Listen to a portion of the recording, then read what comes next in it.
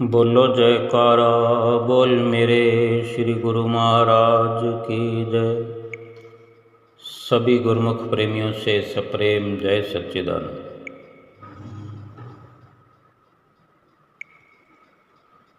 संतों महापुरुषों ने हमें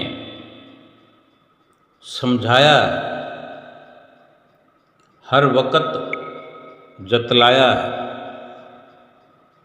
और लगातार समझाते चले आ रहे हैं। समझना क्या है कि जो नाम की बख्शिश हमें होती है, जो हमें नाम की बख्शिश सतगुरु से हुई और हमें ये हिदायत हर वक्त करी जाती है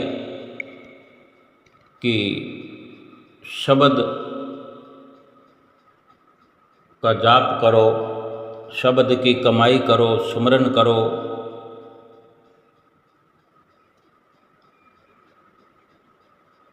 वास्तव में ये भी हमें समझाते हैं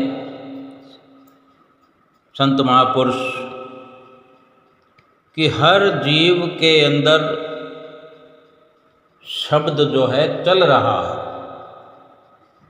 अपने आप चल रहा है। अब उसको चाहे हम ये सोचें कि ये भजन अभ्यास है, ये सुमरन है, हमें जो फरमाते हैं कि कमाई करनी है, नाम की कमाई करनी है, भजन अभ्यास करना है, जब हो रहा है, नाम तो भीतर चल रहा है, तो फिर हमें क्या करना है?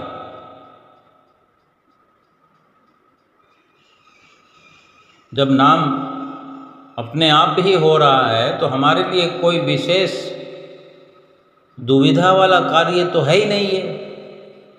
हमको तो केवल जुड़ जाना है उसके साथ। देखना है कि संतों ने वचन समय समय पर फरमाए हैं, श्री गुरु महाराज जी ने हमें बतलाया है, समझाया है कि शब्द भीतर हो रहा है तो हमने देखना है। हम देखें तो सही, हमें जो फरमाते हैं कि नाम की कमाई करो, तो हम उस शब्द को, उस नाम को भीतर में फैलाएं तो सही, उसको देखें तो सही कि वास्तव में कैसे शब्द चल रहा है, कैसे जाप हो रहा है, कैसे धुन चल रही है भीतर।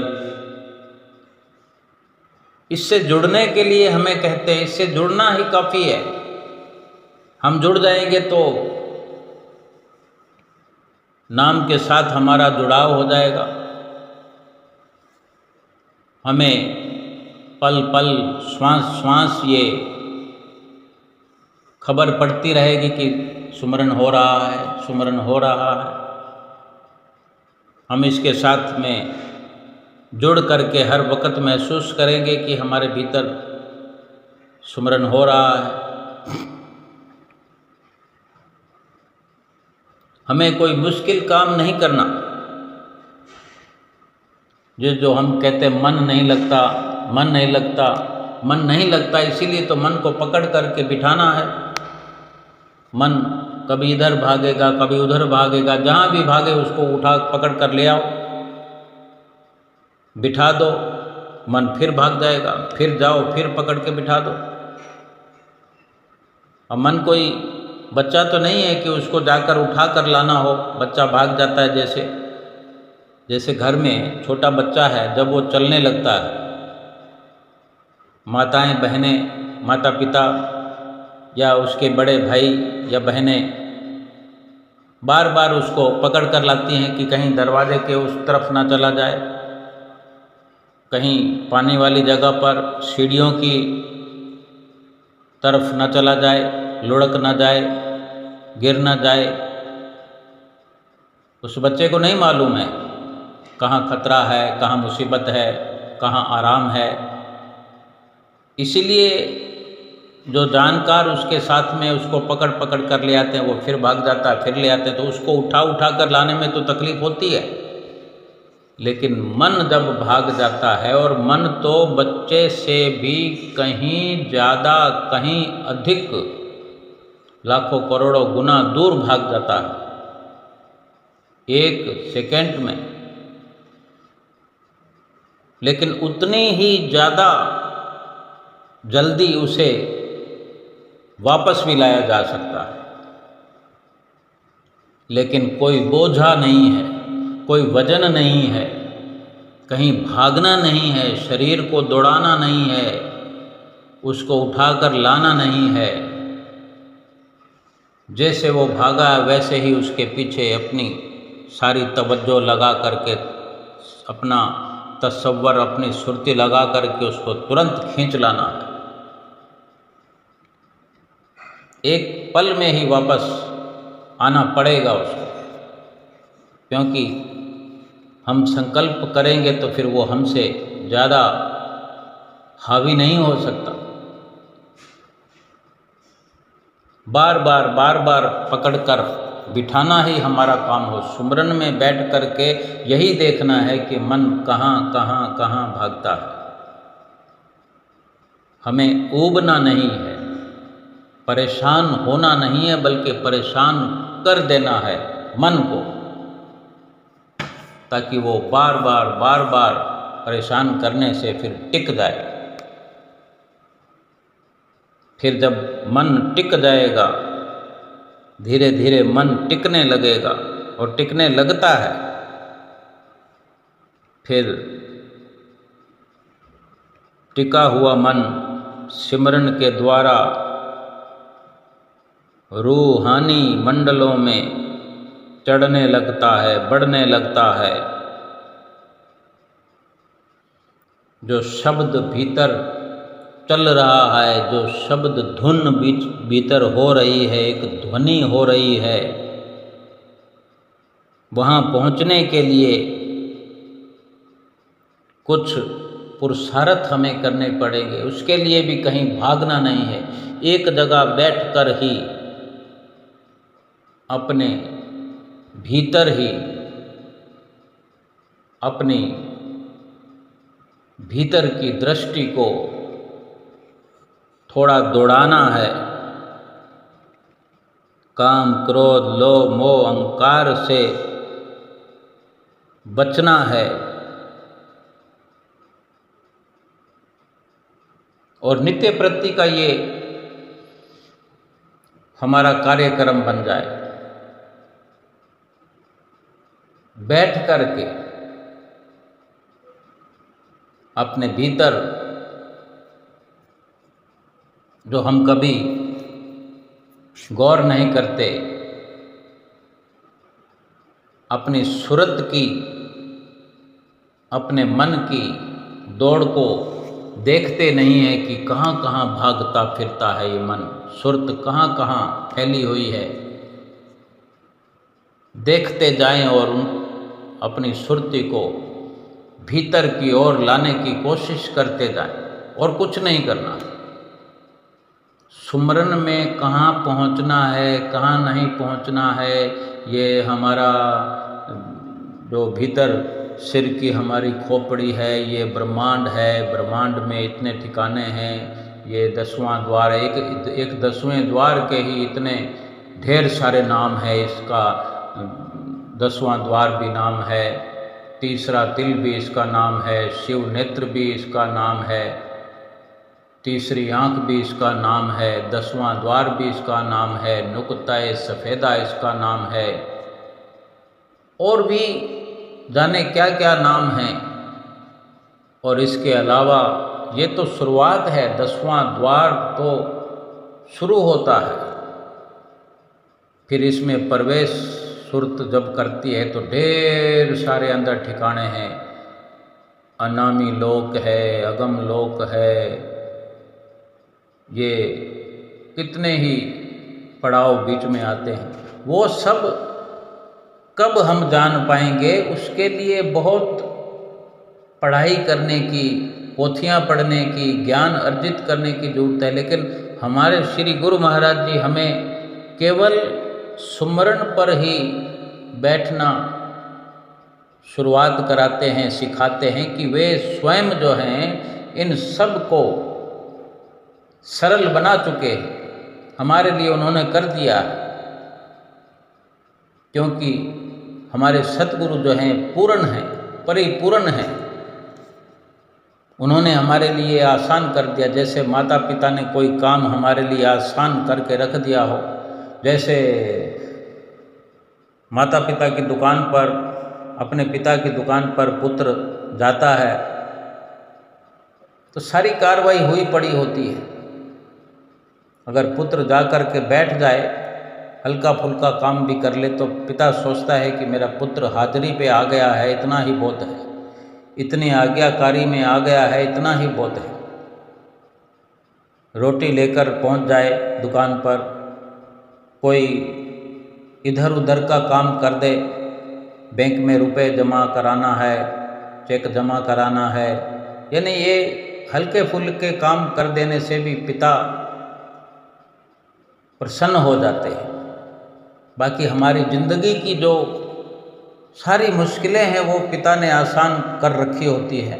हमारे लंबे दावे बांध रखे होते हैं, हमारी शादी की तैयारी, हमारे बाल बच्चों की शादियों की तैयारी, उनके जन्म से लेकर उनकी शादियों तक, यानी कितनी लंबी सोच एक सांसारिक पिता की होती है। तो क्या परमपिता परमेश्वर फिर इस रूहानी दौड़ में परिपूर्ण हमारे सतगुरु जो हैं स्वयं परमपिता परमेश्वर सतगुरु के रूप में हमें मिले हैं। उन्होंने भी तो हमारे लिए सब कुछ कर छोड़ा है। उन्होंने वो सारी पढ़ाइयाँ पढ़ी हुई हैं। हम रेलगाड़ी में जाते हैं, दिल्ली से बॉम्बे जाना हो या बॉम्बे से बेंगलोर जाना हो, तो क्या एक एक स्टेशन को गिनते रहेंगे? इतना समय होता है, और भी तो कार्य करने होते हैं, किसी से बातचीत करना, आराम करना। आजकल सब मोबाइल में लगे होते हैं। एक एक स्टेशन को गिनने की किसको समय होता है? पहले वाला दौर होता था। आजकल केवल लक्ष्य की प्राप्ति का ही चिंतन किया करते हैं सब। और यह आध्यात्मिक मार्ग में, भक्ति के मार्ग में आजकल उतना समय नहीं, उतनी आयु नहीं है लंबी कि इतना पुरुषार्थ किया जाए। और कब तो आध्यात्म की शुरुआत करता है इंसान, आधी उम्र व्यतीत हो जाती है। अब हम स्वयं देखें कि हम कितनी उम्र के हैं, कितनी उम्र में कितना समझ पाए हैं, कितना कर पाए हैं, कितना नाम जप पाए हैं। केवल बैठ जाते हैं। तो ये तो सतगुरु की दयालुता है कि आप दिल लगे या न लगे, मन लगे या ना लगे, बैठो। लेकिन कुछ तो हमें करना चाहिए कि नहीं? सब कुछ मान लिया कि हमारे सतगुरु ने कर दिया है, लेकिन हम भी तो कुछ करें। हमारे लिए ये कितने फक्र की बात है। जब मन इस प्रकार फिर टिकने लगेगा, हम अगर वो सारी पढ़ाइयाँ, सारी ज्ञान की चर्चा ना भी करें, उनको समझने का प्रयास ना भी करें, लेकिन अमल का तो रास्ता हमने अख्तियार कर लिया है, सतगुरु की रहनुमाई पर चल रहे हैं, सतगुरु की आज्ञा की पालना में चल रहे हैं, सुमरन पर बैठे हैं। हम अंदर के भीतर के अंधेरे में दौड़ लगा रहे हैं, मन को देख रहे हैं। मन कहाँ कहाँ भागता है, उसको बार बार पकड़ कर लाने की कवायद शुरू कर दी हमने। मन को टिकाना शुरू कर दिया है, फिर मन टिकने लग गया है। काम, क्रोध, लोभ, मोह, अहंकार, इस सब को समझने की हमने कोशिश शुरू कर दी है। हर रोज हम भजन सुमरन में लगे हैं, लगन लगाने की कोशिश में लगे हुए हैं, लगन से, श्रद्धा से भजन सुमरन पर बैठने लगे हैं। ये बहुत अमल का रास्ता जो है बहुत श्रेष्ठ है। ज्ञान ना भी हो, ज्ञान कम हो, लेकिन सही सही जो निर्णय हैं वो हम कर सकें। जिसको बम्बई से बेंगलोर जाना है, दिल्ली से बेंगलोर जाना है, उसको ठीक ठीक पता होना चाहिए कि अब मैं बेंगलोर के रास्ते सही जा रहा हूँ या नहीं।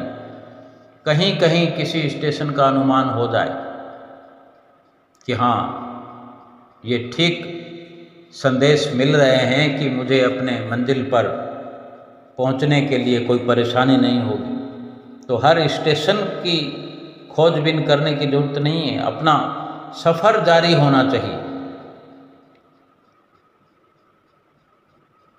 और इस प्रकार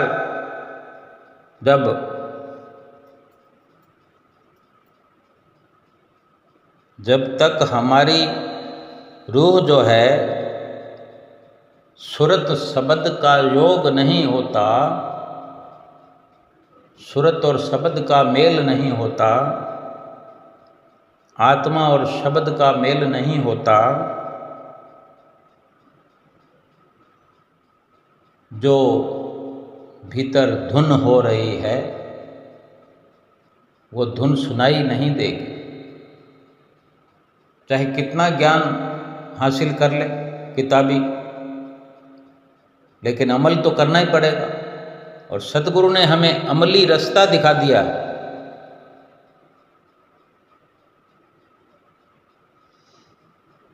भीतर अपनी सुरती को एकत्र कर रहे हैं। ये बहुत बड़ी हमारी ओर से एक, जैसे कहते हैं कि मुहिम चला दी है हमने, एक अभियान चला दिया है हमने कि हम अपनी सुरती को पकड़ कर लाने का काम कर रहे हैं। जो बार बार भाग जाती है, ये मन जो बार बार भाग जाता है, उसको बार बार पकड़ कर लाने का काम किया और हमने सिमरन में इसको टिका कर छोड़ना है। जैसे छोटे बच्चे को बार बार पकड़ कर लाना ही पड़ता है, नहीं तो नुकसान हो जाएगा। जिस घर में छोटे बच्चे होते हैं उसको बार बार पकड़ लाने में, उसका ध्यान रखने में कितना समय जाया होता है, लेकिन वो समय तो लगाना ही पड़ेगा ना। बच्चा हमारा है, उसका ध्यान हम ही को रखना। तो ये मन भी हमारा है, ये आत्मा हमारी है, सुरत हमारी है, जो इसको गलत दिशा में कैसे जाने दे सकते हैं। अगर गलत जगह पर जाएगा तो फिर दुख मुसीबत परेशानियां तो हम ही को झेलनी पड़ेगी, इस जीव को झेलनी पड़ेगी। फिर कितना नुकसान में चला जाएगा ये जीव। जीव का ये पहला मकसद होना चाहिए कि भक्ति की राह पर चलते हुए जो हमें सतगुरु की प्राप्ति हुई है, सतगुरु से जो मेल हो गया है, सतगुरु से जो मिलन हुआ है, अहो भाग्य हैं हमारे। सतगुरु से जो शिक्षा प्राप्त हो रही है, होती रहती है,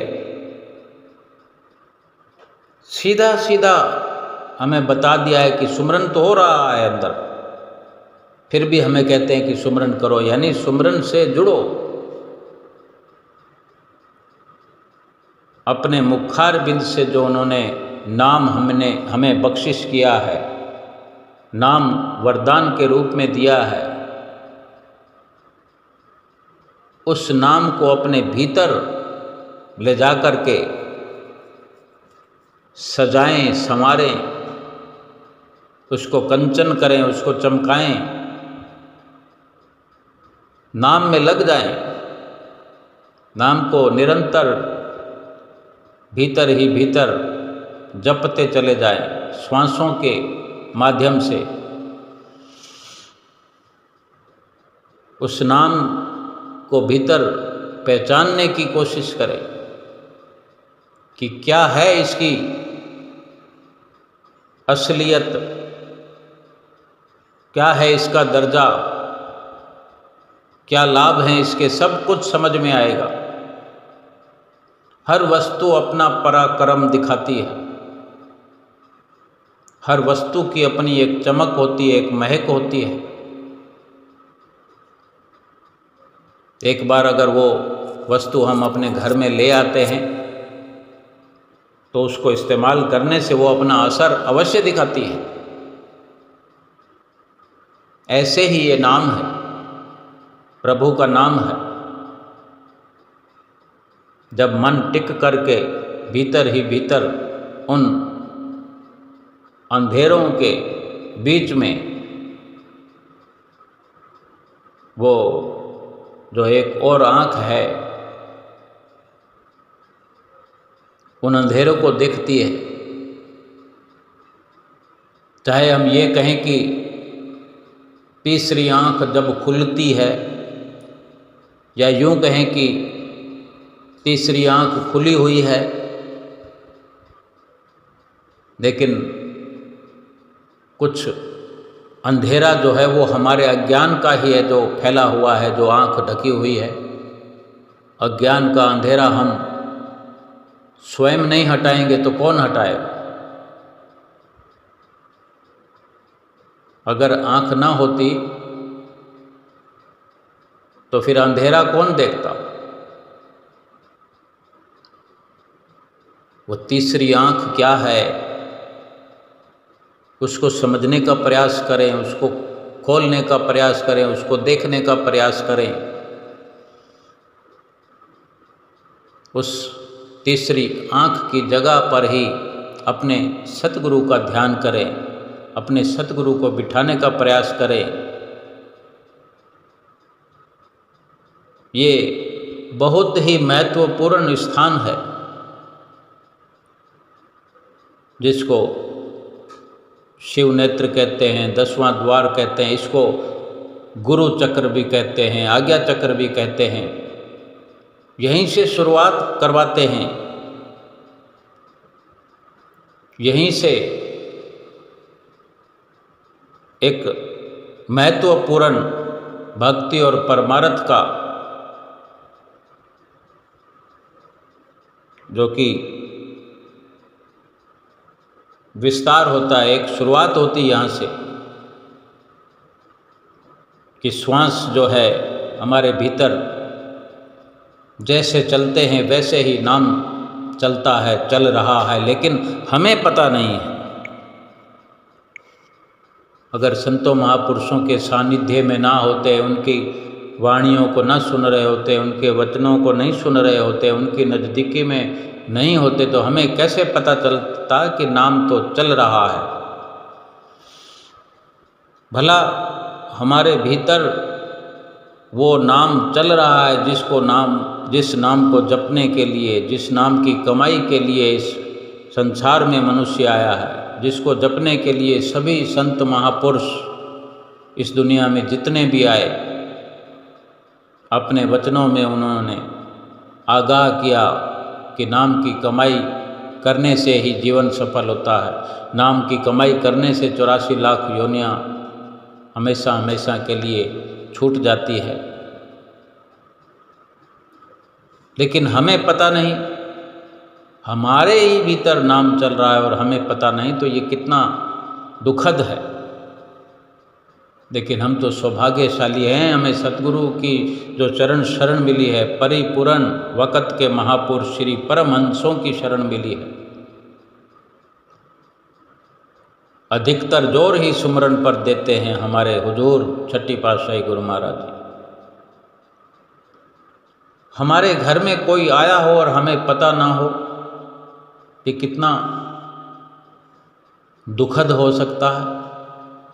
ऐसे ही हमारे भीतर जो नाम चल रहा है और हमें पता नहीं, तो हमें पता लगाना चाहिए कि जो नाम हमारे भीतर चल रहा है उसके साथ जुड़ें तो सही, देखें तो सही उस नाम की आवाज़ कैसी है, उस नाम का प्रभाव क्या है, उस नाम का असर क्या है, उस नाम की तासीर क्या है। कि कहते हैं कि नाम जपने से कायाकल्प हो जाता है,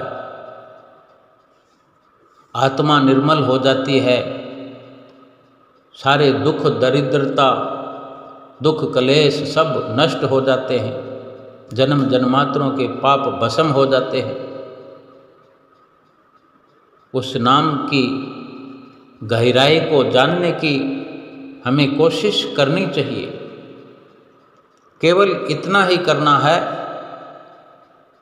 कि बैठ करके सतगुरु का ध्यान अपने मस्तक पर भीतर की ओर, बाहरी आँखों को बंद करके अपनी उस शिव नेत्र पर 10वें द्वार पर अपने सतगुरु का ध्यान जमाएं। श्वासों के साथ सुमरन, जो नाम बख्शिश हमें हुआ है, नाम को जोड़ करके लगातार आना और जाना करें, बार बार। और जो समय सीमा निर्धारित की है कि कम से कम 2 घंटे भजन सुमरन हमें बैठ करके मौन एकांत शांत बैठ करके जैसी भी मुद्रा में बैठें, अपने शरीर की सुविधा के अनुसार मन को टिका करके, मन को मस्त बना करके श्रद्धा से आनंद विभोर होकर बैठें, मालो माल होकर बैठें कि हमारे पास प्रभु का दिया हुआ नाम है। हजारों में, लाखों में, करोड़ों में, अरबों में, खरबों में कीमती से कीमती है। उसकी संभाल भी इसी प्रकार कीमती से कीमती नज़रिए से करें, बार बार संभाल करें, बार बार उसका ख्याल करें, नाम पर अपना सारा अस्तित्व लगा दें, पूरी बाजी लगा दें। देखते ही देखते इस जीवन की बाजी पलट जाएगी। जो मोह और माया का खेल हुआ करता था वो सब भक्ति में तब्दील हो जाएगा। भक्ति का खजाना अपने भीतर भरपूर हो जाएगा। सतगुरु की ओर से ऐसी खुशियाँ प्राप्त होगी, ऐसी प्रसन्नता प्राप्त होगी कि ये लोक भी सुख से भरपूर हो जाएगा और परलोक भी सुहेला हो जाएगा। बोलो जयकारा बोल मेरे श्री गुरु महाराज की जय।